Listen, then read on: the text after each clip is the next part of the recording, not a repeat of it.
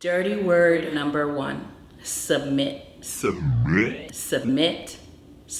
I understand why that might be a dirty word to you. God is saying to you, if you could submit to me, and I've asked you to submit to your husband, you're asking for marriage, you're asking for a God-ordained marriage. Well, why can't you submit to your God-ordained husband? If you can submit to me, and I am symbolically what your husband's supposed to be like, you should be able to submit to your husband. Think about that, ladies. Think about what God is asking you. He's asking you to trust him. You've asked him for a God-ordained husband. If you trust that the Lord has given you a God-ordained husband, he's walking you into a God-ordained marriage, then the idea of submitting to your husband should not be something that you're fighting against. And I know what I'm saying is not popular, and as a matter of fact, you might feel like I'm bringing you back to the Stone Ages, right? But this is what God desires.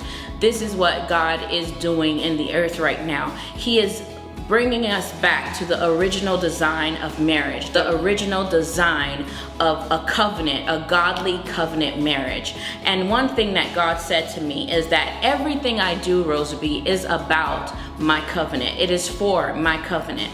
And he has given you a promise. And in a promise, in a covenant, there's your part that you have to play. So in order for your marriage to work out the way God has promised you, you have to do your part, which means to submit to the grace of your husband.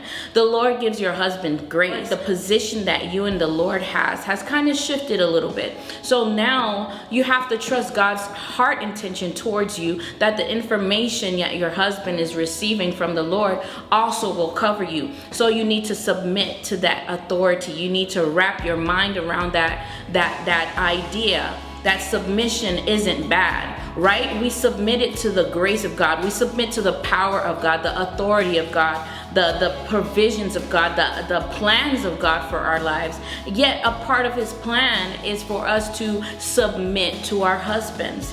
And so ask yourself, if I can submit to God and if I trust his heart intention towards me, then I should be able to submit to him, and it is no longer a dirty word. Trust the Lord with all your heart, with all your strength, and he will always do well by you. And that also means submitting to your husband.